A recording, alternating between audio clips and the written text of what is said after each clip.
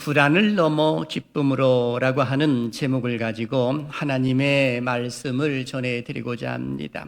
우리가 잘 알고 있는 것처럼 지난 주간에 우리는 3.1 운동 기념일을 보냈습니다. 아마 모르긴 해도 나라에서 공휴일로 정해놓음으로 인하여서 많은 사람들이 들로 산으로 그리고 또 해외로 여행을 가는 그런 분들도 없지 않아 있으리라라는 그런 생각을 해보게 됩니다. 지금으로부터 105년 전에 33인의 서명으로 시작된 대한독립만세운동은 우리나라의 독립을 전 세계에 알리는 참으로 귀중한 운동이었습니다. 그 시대의 배경을 잠시 보게 되면 1905년 러일 전장에서 승리한 일본의 제국주의가 대한제국의 외교권을 박탈하기 위하여서 이 체결한 조약이 을사늑약 또는 을사조약이라고 합니다. 일본은 이후 우리나라의 정치, 문화, 역사, 사회, 관습, 종교 등 모든 영역에서 일본화를 추진하는 그런 모습이 일어났던 것입니다. 이에 무수한 사람들이 목숨을 걸고 독립운동에 나서게 되었고 조약 이후 14년이 지난 1919년 3월 1일 대대적인 독립만세를 부르짖는 운동이 일어났던 것입니다. 이 운동은 역사적으로 참으로 깊은 의미가 있기 때문에 나라에서도 이 날을 꼭 기념하십시오 해서 공휴일로 정해놓는 그런 모습들이 일어났던 것입니다. 실제로 나라를 잃어버린 그 슬픔이라고 하는 것은 상당히 큰 것입니다. 서러움을 당해보지 않고는 실감하지 못하는 경우가 허다하게 많은 것이죠. 물론 저도 경험을 해보지를 못했습니다. 하지만 많은 사람들은 일본에 의해서 그리고 공산주의자들에 의해서 억압을 당하고 핍박당한 그 모습 속에서의 많이 불안해했던 그런 모습들이 실제로 있고요. 또 오늘날도 많이 불안에 떨고 있는 그런 모습들이 있는 것을 보게 됩니다. 그때의 그 아픔이라고 하는 것은 우리가 몸소 체험을 하지 않았습니다마는 어르신들의 이야기라든지 아니면 역사적인 자료를 통해서 우리는 얼마든지 접할 수 있는 그런 모습이다라고 하는 겁니다. 감사하게도 하나님의 은혜 가운데 지금은 우리나라가 참 잘 사는 나라가 되었고 이 3만 불의 시대가 됨과 동시에 그리고 세계 선진국 대열에 오르는 그런 모습들이 일어났던 것 아니겠습니까? 그야말로 하나님께서 크신 사랑과 은혜를 베풀어 주심으로 인하여 이 땅에 도무지 소망이 없었고 여망도 없었습니다. 해방의 여망도 전혀 없었던 것이죠. 자력으로 해방을 얻은 것도 아니고 외세의 힘으로 인하여서 우리가 해방을 얻었다라고 한다면 이 모든 것은 하나님의 은혜구나라고 하는 것을 결코 잊어서는 안 된다라고 하는 것입니다. 그래서 불안한 감정 속에 있다가도 이제 하나님의 은혜로 우리가 이 기쁨을 맞이하면서 이렇게 예배를 드릴 수 있는 것 자체는 하나님의 크신 사랑이요 은총이다라고 저는 그렇게 보는 것입니다. 그런 거로 우리는 위로는 하나님을 잘 섬겨야 함과 동시에 옆으로는 나라를 위해서 희생했고 헌신했던 그 사람들을 잊지 말는 것 동시에 그리고 많은 사람들과 합력해서 하나님 나라 확장에 쓰임받는 것이 옳다라고 하는 것입니다. 오늘 본문의 말씀도 보게 되면 고통 중에 있는 시인이 불안한 마음을 갖고 있었습니다마는 하나님의 은혜로 이를 잘 극복하고 그리고 기쁨의 모습으로 나갔음을 기록을 해놓고 있습니다. 시인의 불안한 모습을 성경은 이렇게 기록을 해놓고 있습니다. 5절입니다. 다 같이 읽어볼까요? 시작. 이 기록된 것만요. 내 영혼아 내가 어찌하여 낙심하며 어찌하여 내 속에서 불안해하는가. 아멘. 여기 보게 되면 시인의 심령을 그대로 표현해 놓았는데 낙심 그리고 또 하나는 불안입니다. 여기 불안이라고 하는 말은 원어를 보게 되면 하마라고 이렇게 표현되어 있습니다. 이 말의 의미는 중얼거리다, 용기를 잃다라고 하는 의미를 가지고 있습니다. 중얼거린다라고 하는 것 자체는 그야말로 어떤 환경 속에서의 겉으로 표출하지 못하고 신음소리도 제대로 내지를 못하면서 중얼거리는 그렇게 시인이 당한 고통이 얼마나 컸는지 그 고난이 언제 끝날는지를 알지 못함으로 인하여서 지금 불안해하고 있는 그런 모습이 일어났더라라고 하는 겁니다. 이것이 시인의 감정의 표현이었습니다. 그런데 놀랍게도 하나님의 은혜를 생각을 합니다. 그러면서 그는 결단을 하지요. 뭐라고요? 하나님을 찬송하겠다라고 말합니다. 5절 중반절을 보십시오. 그가 나타나 도우심으로 말미암아 내가 여전히 찬송하리로다 라고 이렇게 기록을 해놓고 있습니다. 시인은 한마디로 말하게 되면 불안을 넘어서 기쁨으로 하나님을 찬양하겠다라고 고백하고 있는 겁니다. 아마 모르긴 해도 이 자리에 앉아 계신 분들 중에는 세상 속에서 삶을 살면서 불안한 마음을 가지고 이 자리에 참석하신 분들도 없지 않아 있으리라 라는 생각을 해보게 됩니다. 어떤 경우는 나라의 문제 때문에 여당과 야당과 싸우고 다투는 그런 모습 가운데 도무지 이 백성들을 생각지 아니하는 그 정치인들의 행태를 바라보면서 불안한 모습을 갖고 있는 사람들도 있을 것이고, 어떤 경우는 자기의 건강의 문제나 자녀들의 문제나 아니면 직장의 문제로 인하여서 불안에 떨고 있는 그런 사람들도 없지 않아 있으리라 라는 생각을 해보게 됩니다. 오늘 이 말씀을 듣는 순간에 모든 불안 사라지고 기쁨이 차고 넘치시기를 주님의 이름으로 축원합니다. 저는 이 말씀을 중심으로 해서 세 가지 질문을 통해 말씀을 전해드리고자 합니다. 첫째, 시인을 불안해서 기쁨으로 넘어가도록 한 것이 무엇인가? 그리고 둘째, 하나님을 의지하는 자에게 주시는 은혜는 무엇인가? 그리고 셋째, 우리의 남은 인생을 불안에 떨지 아니하고 기쁨으로서의 삶을 살려면 우리는 어떤 자세로 사는 것이 옳을까라고 하는 것에 대한 말씀을 전해드리고자 합니다. 사실 세상의 많은 사람도 자신들의 불안한 요소를 해결하려고 나름대로 방법을 모색을 하고 찾는 것을 보게 됩니다. 그러다 보니 불안한 마음이 생기면 긍정의 마인드를 가지려고 해서 자신을 컨트롤하려고 하는 그런 모습들이 실제로 있고요. 그리고 어떤 사람들은 여행을 떠나가 보기도 합니다. 그럼에도 불구하고 또 어떤 사람들은 술과 그리고 마약을 함으로 인하여서 그 불안한 요소를 떨쳐버리려고 합니다. 하지만 그렇다고 해서 그 불안이 완전히 해소될까요? 전혀 그렇지 않습니다. 왜 그러냐 하면 하나님께서 천지를 창조하셨고 사람들을 만드셨기 때문에 그런 것입니다. 하나님이 빠졌기 때문에 그 불안한 요소가 제거될 수가 없다는 겁니다. 아담과 하와의 원죄 결과로 모든 사람들은 하나님과 영적인 단절이 이루어짐으로 인하여서 그 불안한 요소를 모든 사람들은 다 갖고 있게 된 것입니다. 그런데 하나님은 이 모든 것을 알고 계시는 거죠. 좀 더 쉽게 이야기하게 되면 여기 마이크나 아니면 자동차를 만든 사람이 그것을 가장 잘 알고 수리도 할 수 있는 것처럼 하나님께서는 우리의 모든 문제를 알고 계시고 해결해 주실 분이라는 그 사실을 먼저 우리는 아는 것이 중요한 겁니다. 시인은 이 사실을 아는 겁니다. 다른 것이 아닙니다. 돈으로 해결될 문제가 아니고 건강의 문제로 해결될 문제가 아니라는 그 사실을 알았던 것입니다. 바로 하나님만이 나의 이 불안한 요소를 해결해 주실 것이라는 그 사실을 시인은 고백을 하고 있는 겁니다. 오늘 본문의 저자는 누구인지는 정확하게 드러나 있지를 않습니다. 그럼에도 불구하고 말씀의 부제를 보게 되면 고라 자손의 마스길이라고 이렇게 기록이 되어 있습니다. 이 마스길이라고 하는 말은 교훈이라고 하는 의미를 가지고 있습니다. 고라 자손의 교훈이라고도 말을 할 수가 있는 겁니다. 여기는 이 고라 자손 중에 한 사람으로 볼 수 있는 저자의 근거를 제시를 해주고 있습니다. 그래서 이 저자에 대해서는 크게 두 가지의 견해가 있습니다. 첫째는 바벨론 포로 시에 있었던 이 시다라고 하는 부류와, 그리고 또 하나는 다윗의 작품이다라고 하는 부류가 있는 겁니다. 우리가 잘 알고 있듯이 고라 자손 중 헤만과 아삽은 다윗과 솔로몬 시대의 성전에서 찬양대의 우두머리로 활동한 유명한 음악가들입니다. 하지만 여기서는 고라 자손은 헤만이나 아삽이 아니라 그보다 훨씬 후대의 사람들로 보는 것이 일반적인 모습입니다. 많은 학자들은 본시의 저자를 그래서 포로 시대의 고라 자손들로 보고 있는 겁니다.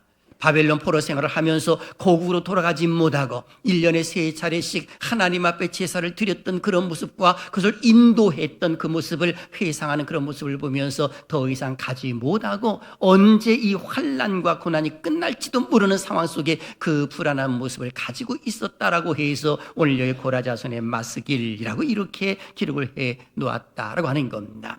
또 하나 다윗의 작품이라고 본다고 한다면 다윗이 지금 그야말로 그의 아들 압살롬의 반란으로 인하여서 피신을 했고 요단 동쪽에 머물러 있으면서 이제는 저 예루살렘에 가지 못하는 그 안타까움, 제사를 드리지 못하고 예배를 드리지 못하는 그 안타까운 모습 가운데에서의 이 시를 지었다라고 하는 것입니다. 저자가 누구이든지 간에 분명한 사실은 다른 것이 아니라 다윗이 피신해 오면서 이 시를 지었을 때의 고라 자손들이 이제는 이것을 수집을 해서 모아놓은 것이 바로 시편 42편이다. 그래서 오늘 여기 부제에 고라 자손의 맞서길이라고 이렇게 해 놓았다는 겁니다. 하지만 분명한 사실 중에 하나는 저자가 누구든지 간에 시인은 분명한 사실 중에 하나는 고난을 당하고 있더라는 겁니다. 하나님 앞에 가까이 갈 수 있어 가고 싶지만 가지 못하고 예루살렘에 가고 싶지만 갈 수 없는 그런 상황 속에 놓여 있더라는 것입니다. 그러다 보니 마음이 아픈 거지요. 그런데 주변에 있는 사람들까지 다 조롱을 합니다. 그래서 3절에 이렇게 말합니다. 사람들이 종일되게 하는 말이 내 하나님이 어디 있느냐 하오니 내 눈물이 주야로 내 음식이 되었도다 라고 이렇게 기록을 하고 있습니다. 2절 속에서는 하나님을 갈망한다라고 말합니다. 언제 하나님의 얼굴을 배울까라고 하면서 2절 속에서도 하나님을 갈망하고 있는 그런 모습의 시인의 모습이 그대로 나타나 있는 겁니다. 하지만 지금은 갈 수 없는 상황에 놓여 있는 것이지요. 이와 같은 모습이 우리에게 펼쳐졌다고 한번 생각해 보십시오. 그때의 믿음이 없는 사람들은 교회를 떠납니다. 그리고 하나님을 등지는 것이죠. 네가 섬기는 하나님이 어디 있느냐, 네가 그렇게 믿고 있는 하나님, 네가 그렇게 간구하고 기도하는데 왜 하나님 응답을 주시지 않느냐라고 옆에서 이야기를 하고 조롱을 할 때 많은 사람들을 거기서 낙심을 합니다. 아마 시인도 지금 그와 같은 모습이 있었을 가능성도 있는 것입니다. 그럼에도 불구하고 그는 하나님의 은혜를 생각함으로 인하여 하나님을 찬양하겠다라고 말하고 있는 겁니다.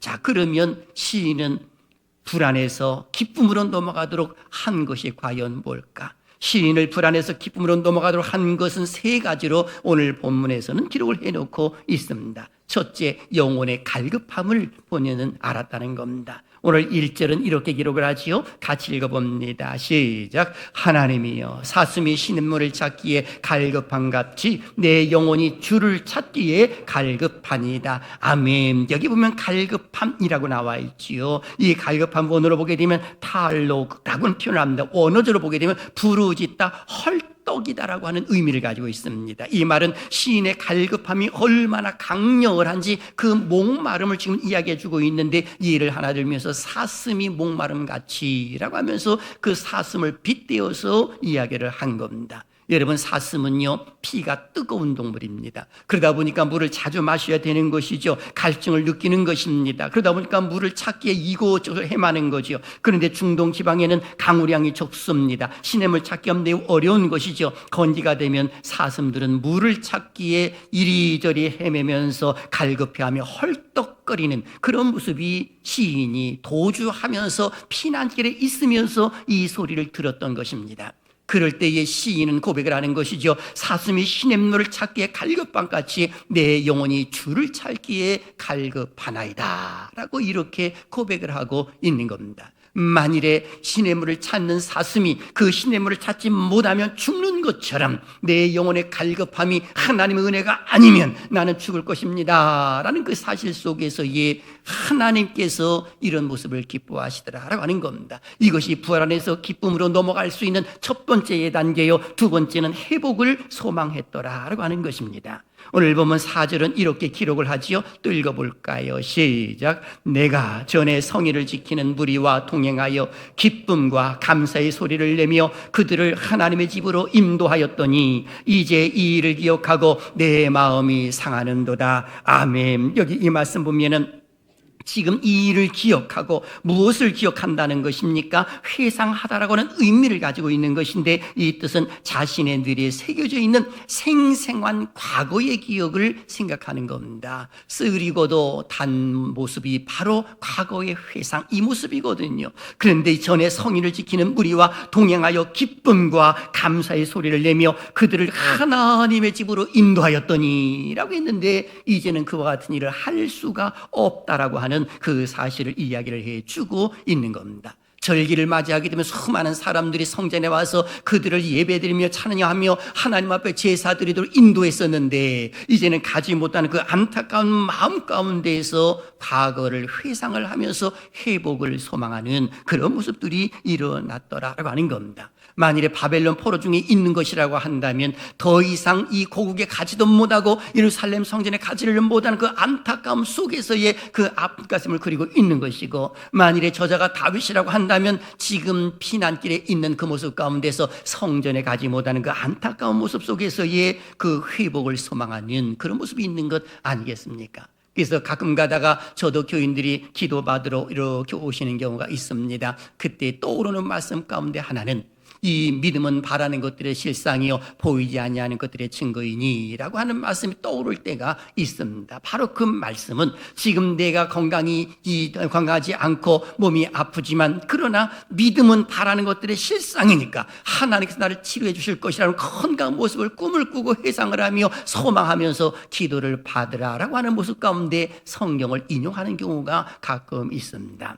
하나님은요 이렇게 회복을 꿈꾸고 소망하는 사람들 기뻐하시는 줄로 믿습니다. 마치 이 나라 이 민족이 일본에 의해서 35년 이상이나 한 아픔과 고통을 당했을 때 우리 기독교인들이 얼마나 이 회복을 꿈꾸었습니까? 그 자유로움을 꿈꾸는 그런 모습이 있었을 때 우리 하나님 기뻐하시지 않았을까라는 생각도 해보는 겁니다. 그리고 세 번째는 하나님께 소망을 두었다는 것입니다. 5절을 다시 한번 보십시오. 내 영혼아 네가 어찌하여 낙심하며 어찌하여 내 속에서 불안해하는가? 너는 하나님께 소망을 두라 라고 기록하고 있습니다. 여기 소망을 두라 라고 하는 원어는 호일리라고 표현해주고 있는데 기다리다 바라다 라고 하는 의미를 가지고 있습니다. 즉 시인은 하나님의 얼굴을 가리고 계신 것처럼 불안하였지만 문제 해결이 하나님께 있으므로 나는 하나님께 소망을 두겠습니다 라고 이렇게 고백을 해놓고 있는 것입니다.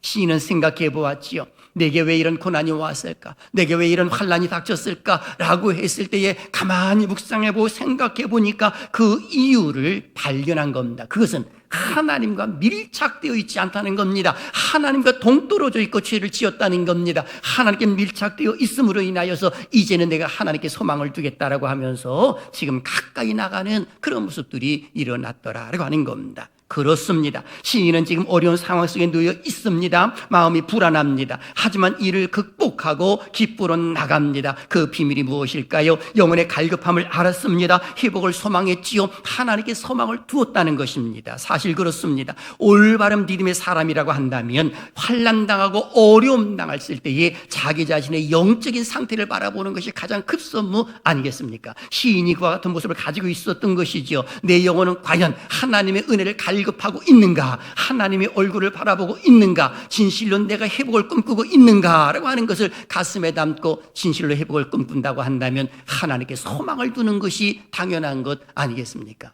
세상에 소망을 두지 않습니다. 하나님을 믿는 믿음의 사람들은 불안이 찾아오는 그런 모습 가운데 하나님께 모든 소망이 있다고 하면서 하나님께 나가는 것 아니겠습니까? 그런 걸 한번 생각해 보십시오. 내 마음속에 혹시 아직도 불안한 요소가 자꾸 내게 다가오고 엄습해 오고 있다고 한다면 하나님과 나와의 영적인 모습은 과연 어떠한가? 만일에 불안한 요소가 다가온다면 그때 선포하십시오. 오늘 시인이 선포하는 것처럼 나는 하나님을 찬양하겠다고 하는 그런 모습 가운데 예수의 이름으로 명하노니 어두운 세력 불안한 요소는 떠나갈지어다. 일곱 길로 도망가게 될 줄로 믿습니다. 가정도 똑같고요. 내가 속해 있는 공동체 다 똑같은 거예요. 그 공동체 안에 어두운 세력이 자꾸 틈타고 들어오는데도 그것을 맞이하고 환영하는 것은 가장 어리석은 사람입니다. 한 나라 한 민족이 되어가는 그 모습 가운데서도 하루아침에 그냥 무너지는 것이 아니라 서서히 어두운 세력들이 무너뜨린다고 하는 것을 우리가 안다고 하면 우리는 영적으로나 또한 하나님을 섬기는 그런 모습 가운데서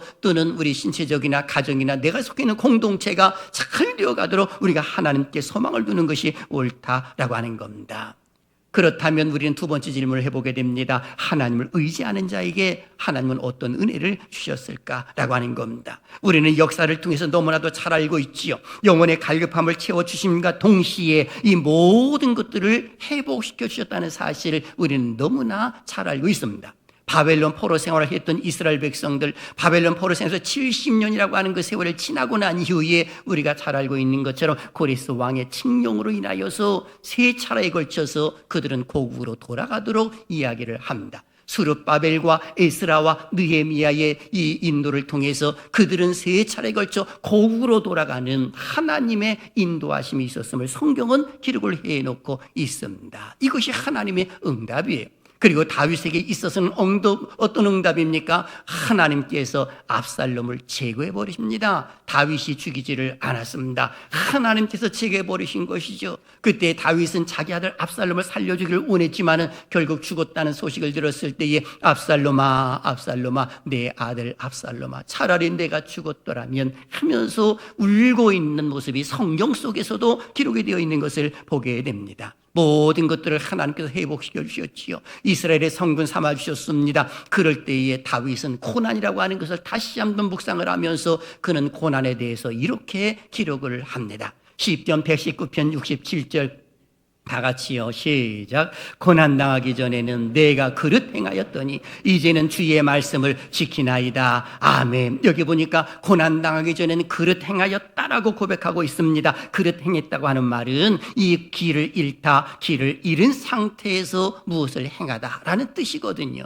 그러니까 고난당하기 전에는 우리아의 아내를 범했고 우리아를 전장에 나가서 죽게 만들었고 죄를 지었던 것 아니겠습니까? 그런데 그릇 행한 겁니다. 그런데 고난당하고 난 후에는 내가 이런 죄를 지었구나 하면서 이제부터는 주의 말씀을 지킨다라고 이야기를 해주고 있는 겁니다. 그래서 사도 바울은 고난에 대해서 이렇게 증명한 바가 있습니다. 로마서 5장 3절 4절을 보십시오. 우리가 환난 중에도 즐거워하나니 이는 환난은 인내를, 인내는 연단을, 연단은 소망을 이루는 줄 알미로다 라고 기록하고 있습니다. 환난이 있음으로 인하여 인내하는 것뿐만이 아니라 연단을 받고 나가서는 연단을 통하여서 소망을 갖게 되더라라고 하는 겁니다. 만일에 다윗이라고 한다면, 다윗이 이런 고난이 없었다면 하나님의 그 소중함, 하나님께서 주신 그 은혜의 소중함을 제대로 알았을까요? 우리나라도 똑같습니다. 일본에 의해서 35년 이상 고난을 당했을 때에 그때의 자유가 얼마나 중요한가를 우리는 실감을 하고 느낀 것 아니겠습니까? 그 이후에 자유를 주었을 때에 이제는 이것을 놓치지 말아야지라고 하는 그런 모습을 갖는 것 아니겠습니까? 돌이켜보게 되면 우리나라에 많은 아픔과 고통이 있었지만 이 모든 것들을 잘 극복하고 자유를 주신 분은 하나님인 것을 우리가 기억을 한다고 한다면 우리는 하나님을 더욱더 잘 섬겨야 될 줄로 믿습니다. 여러분들도 잘 알고 있지 않습니까? 34명의 그 서명으로 인하여 대한독립 만세 운동을 했는데 그 가운데서 16명이 기독교인이었다는 사실을 우리는 깜짝 놀라게 합니다. 당시에 기독교인들은 1%밖에 되지를 않았다고 합니다. 그럼에도 불구하고 그 시대를 이끌어갔던 사람들이 누구냐? 기독교인들이었고 이 대한독립 만세 운동이 벌어지는 것도 이 기독교인들 중심으로 해서 이곳저곳에서 벌어졌다는 그 사실을 우리는 역사를 통해서 알고 있는 것 아니겠습니까? 그 가운데 우리가 잘 알고 있는 것처럼 경기도 화성에 있는 제암리 이 그야말로 학살 사건에 대한 것도 우리는 잘 알고 있지 않습니까? 예전에 우리 전도인들과 성지순례를 쭉 다니면서 제암리를 다녀온 적도 있었습니다. 그 제암리 학살 사건은 한 일본군 중위가 이제는 더 이상 당신들이 만세운동을 하는 것에 대하여서 내가 방해하지 아니하고 내가 그동안 잘못한 것에 대하여서 사과를 할 테니 모두 이 제암리에 있는 교회로 다 모이십시오 라고 해서 사람들이 모이기 시작을 합니다. 15살 이상 여자들은 빼고 남자들만 다 모이게 한 겁니다. 22명이 모였습니다. 그런데 그 중위는 사과는커녕 모여있는 그 사람들을 향하여서 그리고 본인은 나가고 괴물을 꽉 걸어 잠깁니다. 그리고 이제 불지르기 시작을 한 겁니다. 그 안에서 많은 사람들이 불타 죽은 것이죠. 아우성을 치죠. 다 기독교인들일 것입니다. 그런데 그들이 불타서 그야말로 3명이 이제는 나와서 탈출하려고 했지만 2명은 사살돼 죽고 그리고 1명은 산으로 도망간 그런 모습들이 있었습니다. 이것이 제암리 학살 사건입니다. 해방되기 전까지 제암리 사건은 언급조차 하지 못하다가 1959년 4월 이 되면서 이승만 전 대통령께서 친필로 된 순국기념관 탑을 써줌으로 인하여서 이것이 세워지는 그런 모습이 일어났던 것입니다. 바로 기독교인들을 중심으로 해서 이것저것에 일어났다는 그 사실을 우리에게 알려주고 있습니다. 이제는 우리는 이런 아픔을 당하지 아니하도록 우리가 나라를 생각해서 기도해야 되고, 그리고 하나님을 믿는 믿음의 신앙을 소홀히 하거나 게을리해서는 안 되는 겁니다. 예배에 생명 걸어야 하고요, 하나님을 찬송하고 높이는 것에 생명 걸어야 합니다. 왜 그런지 아십니까? 하나님은 그런 사람들을 기뻐하시고 예배해 드리는 자를 찾고 계시기 때문에 그런 겁니다. 만일에 너무 살기 좋다고 해서 너나 할 것 없이 이것저것으로 세상길로 나간다고 한다면 어김없이 하나님의 역사적인 모습을 보게 되면 이가 벗기는 겁니다. 하나님의 영광이 떠나버렸다는 겁니다. 하나님의 영광이 떠나버리면 어떤 결과이겠습니까? 아픔이죠. 고통밖에 없는 거죠. 그런 거로 사랑하신 여러분, 이제 우리의 남은 인생 어떻게 사는 것이 옳을까? 불안 속에서 살지 말고 기쁨으로 나가야 될 것인데, 두 가지를 기억하십시오. 첫째, 하나님의 도우심을 바라는 삶을 사는 것이 옳습니다. 오늘 보면 11절을 다시 한번 보십시오. 너는 하나님께 소망을 두라. 그가 나타나 도우심으로 라고 기록하고 있습니다. 하나님의 도우심이 있음을 이야기해주고 있습니다. 하나님께서 나타나 도와주실 것이라고 시인을 고백을 해주고 있는 것입니다. 바로 우리가 가져야 할 자세가 하나님 도와주시옵소서, 하나님의 도움이 없으면 안 된다라고 하는 그런 절박함, 이 모습을 갖는 겁니다. 얼마 전에 한 영상을 보았습니다. 이 배가 만삭인 이 산모가 아이를 낳았습니다. 출산을 한 거죠. 그런데 그 아이를 낳고, 그리고 간호사가 그 아이를 안고 엄마를 갖다 딱 안겨줍니다. 그랬더니 아기가 씩 웃으면서, 그리고 바로 엄마의 이렇게 머리를 이렇게 다 감싸 안는 그 모습이었습니다. 그래서 행복한 모습으로 그 신생아가 이 엄마를 껴안는 겁니다. 그런데 이제는 간호사가 신생아실로 데리고 가려고 떼기 시작을 합니다. 그랬더니 그 아이가 엄마에서 떨어지는 것을 알고 자지러지게 웁니다. 엄마께서 자기는 안 떠나겠다는 겁니다. 어떻게 엄마를 아는지 모르겠습니다만 그 영상을 보니까 아이가 참으로 안 떨어지겠다라고 막 우는 모습이 가슴에 와 닿았습니다. 그 모습을 보면서 우리 교인들이 이런 모습이면 얼마나 좋을까? 하나님만이 나의 소망이요, 하나님께 떨어지면 나는 죽습니다 라고 하는 그런 자세를 갖는다면 우리 하나님께서는 은혜 내려주실 줄로 믿습니다. 그래서 시편 121편 1절 2절은 말하지요. 내가 산을 향하여 눈을 늘리라. 나의 도움이 어디서 올까? 나의 도움은 천지를 지으신 여호와에게서로다 라고 고백하고 있는 겁니다. 그 하나님의 도우심으로 인하여 승리하게 될 줄로 믿습니다. 하나님의 도우심이 있으면 우리는 무조건 100점이에요. 어떤 일을 하든지 간에 하나님이 함께 하시기 때문에 100점입니다만은 하나님이 쏙 빠지잖아요.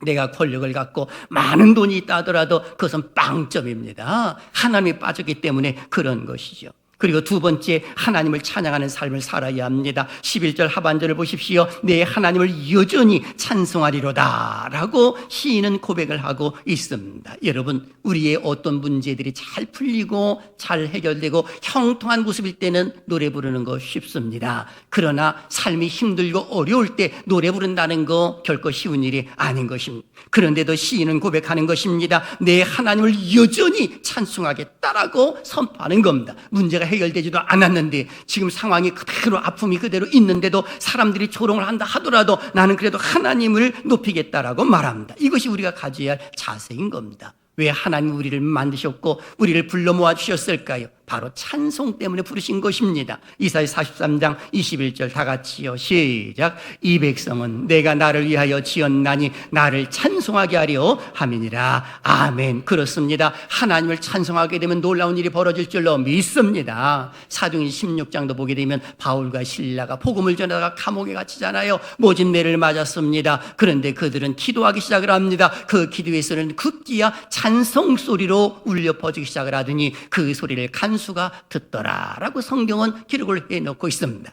찬송 부르는 그 순간에 놀라운 기적의 역사가 일어났지요. 그야말로 감옥문이 열리기 시작을 한 것입니다. 그리고 간수의 온 가족들이 구원받는 하나님의 역사가 일어났던 것을 우리는 기억을 합니다. 다윗도 한번 보십시오. 다윗은 악기를 사용하면서 찬양을 많이 하였고 하나님을 높였을 때에 사울에게 붙었던 악귀도 도망가는 그런 모습이 있었고요. 다윗이 왕이 되고 난 이후에 가장 먼저 한 일 중에 하나는 바로 성가대를 조직을 해서 하나님을 찬양했더라라고 하는 것입니다. 바로 그 모습은 하나님을 높이는 것이 그렇게 중요함을 알려주고 있습니다. 그렇습니다. 우리도 불안한 삶을 살지 아니하고 기쁨의 삶을 살기 위해서 하나님의 도우심을 구하고 그리고 하나님을 찬송하는 하는 것 절대로 잊어서는 안 되는 겁니다. 이것은 하나님과의 관계요, 그 모습이 잘 되어 있으면 이 옆을 바라보는 겁니다. 내 사랑하는 사람을 바라보면서 화내지 말고 그리고 감사하는 마음을 갖는 것이 옳습니다.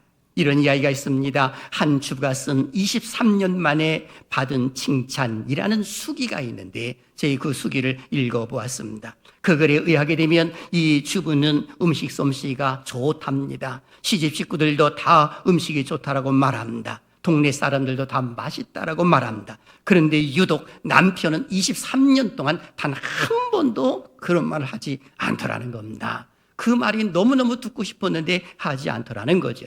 그러던 어느 날 회를 먹고 그리고 배탈이 난 겁니다. 병원에 입원했습니다. 그때 의사가 일주일을 금식하셔야 합니다. 그리고 일주일 금식 후에 죽을 이제는 반 그릇이나 한 그릇씩 먹으십시오라고 해서 그 주부가 이 죽을 써서 갖다 줬답니다. 그랬더니 얼마나 맛있게 먹는지, 와, 맛있다, 또 없냐? 라고 이야기를 하더라는 겁니다. 그래서 의사 선생님이 이것만 먹으라고 그래서 더 이상은 안 돼요 라고 해서 그것만 주었다는 겁니다. 그런데 그 주부가 그 말을 듣는 순간에 너무 맛있다라고 하는 이야기를 듣는 순간에 눈물이 핑 돌았다라고 하는 이야기입니다. 23년 만에 들어본 처음 칭찬이라고 하는 글의 수기였습니다. 여러분, 우리는 그렇게 살지 맙시다. 사랑하는 사람이 해주면 무조건 감사하고, 좀 못하면 어떻습니까? 맛없으면 어떻습니까? 그래도 맛있다라고 해서 먹어주는 것이 좋은 거 아니겠습니까? 내 남편이 살아있는 거 감사하고, 내 아내가 옆에 있는 거 감사하고, 우리 옆에 내 자식들이 있는 거 감사하고, 어버이 있는 거 감사하고, 이 나라 자유 주신 것도 감사하고, 교회 주신 것도 감사해야 될 줄로 믿습니다. 사랑하시는 여러분, 오늘 우리를 불안하게 하는 요소들이 참으로 많습니다. 이를 극복할 수 있는 길은 오직 하나님만 믿고 나가는 것 외에는 없는 것입니다. 그런 거로 우리는 하나님께서 이 땅에 자유함을 주신 것에 우리는 감사하고 다시는 이 땅에 아픔이 없도록 하나님을 잘 섬겨야 될 줄로 믿습니다. 이 은혜가 함께 하시기를 주님의 이름으로 축원합니다.